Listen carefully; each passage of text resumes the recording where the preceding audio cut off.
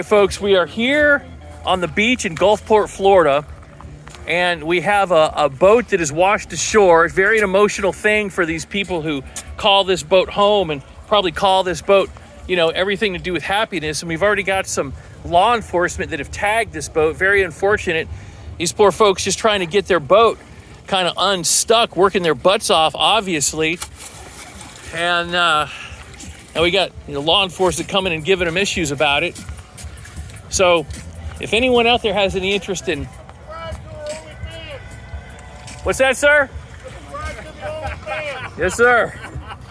So He's one of us. Yeah, he's one of us. A lot of blame him, sadly. So who is this guy? Anyone want to fill us in on who this participant is over here that had something to say? That guy, that is Chris McIntyre. We pulled him off the beach. Okay, so his boat was washed up before too? He was right up over there and on the news on the other side of this other boat. Okay. While they were talking to Ian and it's too hot out here. I forgot her name. But yeah, it's very hot out here. What would you say the temperature is today and the humidity level? And out here, people digging in this awful conditions in this heat. I don't know, man. I've been here all day. Today, like 110. 110. It feels like 110. Earlier the today, hole, 90 outside the hole. Earlier today, I made a post about one of the officers out here, Kevin something, was telling people that all these boaters, all these sailors are just homeless and he wants them out of his city. And then I made a post about it on Facebook, and he was down at the pavilion an hour later trying to harass me and throw the cuffs on me. What agency was he with? Gulfport PD, but I have a lot of respect for a lot of Gulfport PD. Did he cite any laws that the boats would be in violation of, that he was basing his... he's just mad at us. I don't know. There's some locals, not many. A lot of the locals love us, but there's some locals that they don't understand the lifestyle. They think that, we're just out here trying to live free. Let me explain something to you. It's very expensive to be out here and do this. Yeah, boats aren't cheap, right? And by the lifestyle, he means living kind of on the hook out here, right? We pay in money, blood, sweat, tears, everything. And then not only that, but I would live out here and do the same exact thing if it costed me everything. If it costed more to live in a house, it's great. He's got a waterfront view. You're from all the way 360, right? It's nice. Right. You probably see all kinds of dolphins. Tell us about the lifestyle. Tell us about what you like. It's absolutely amazing. And I'm an active sailor. I just sailed my boat over here 380 miles, just because I travel around a lot.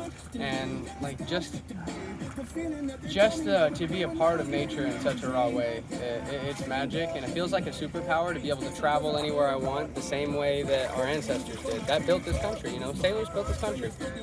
And, what are some of the most interesting things you've seen as far as wildlife? Have you seen, say, a manta ray? I almost got eaten by a saltwater crocodile in the Keys a couple months ago. Just a couple months ago, huh? Yeah, I was in Key Largo going down towards Tavernier, and I almost got eaten by a saltwater crocodile 30 foot in my kayak, trying to just paddle around my boat, go look around. Would you like to give your first name or any way to contact you? My name is Bishop, and on Facebook I'm Bishop Mariner. I also have a YouTube channel, feel Bishop free to... Mariner Living Free, Wild Free. Okay, so folks, I encourage you to subscribe to that and support this gentleman and these other folks who are trying so hard to get their beloved boat off the shore here. It was, like I said, unfortunately washed up as a result of tropical storm Hurricane Debby that came through the Gulf of Mexico. He killed my friend out here. What was his name? His name is Brian Clef.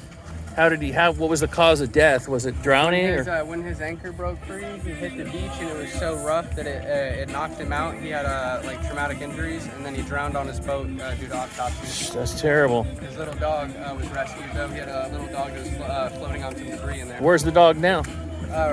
It's been adopted by another sailor. Good friend. Oh, it's another sailor? I've seen her around, Daisy. Yeah, little Daisy. Precious. Yeah, they're all up at Hurricane Eddies right now. There's a bunch of sailors over there right now. Hurricane Eddies. Yeah. That's the place to go meet some of these mariners, some of these sailboat life folks, huh? Yeah, I can't go there. I'm banned because the bartender attacked one of my friends. Okay, this is interesting. You're banned from Hurricane Eddies. Hurricane Eddies, and how did that happen? One of the bartenders, his name was Ryan King.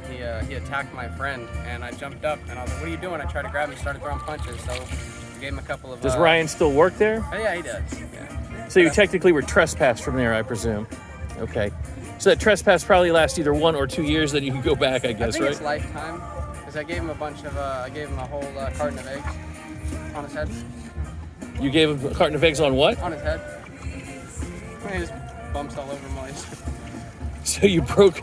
Okay, well that's a lot less violent than a lot of other things I could think. That was more of a message than an intent to cause any injury, I guess. Yeah, and actually we used to be friends. He used to be my boy. Where are you originally from? Actually, I've always traveled around, but I was born in Kansas. I was just never raised there. Funny. Middle of the United States, farthest from any ocean, and I'm out here solving this shit. Would you like to tell us anything about your tattoos? I'm sure people have noticed kind of your artwork there. I wish I would have waited. I had all these done before I was like 19.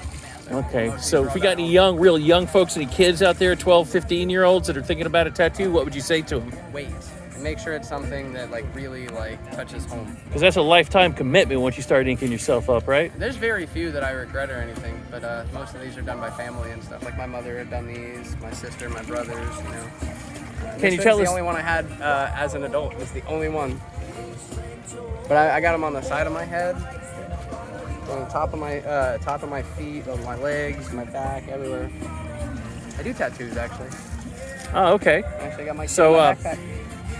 Folks, he gave his contact information for his Facebook and his YouTube. If you're interested, pirate tats? if you're in any artwork, any pirate tats, or you want to talk about any way you might be able to contribute to help getting this boat unstuck monetarily, or just sweating and digging, we'd love to hear about that. And look me up on Facebook, Bishop Mariner. All right, folks, thanks for watching, and thank you, sir, for talking to us. Thank you.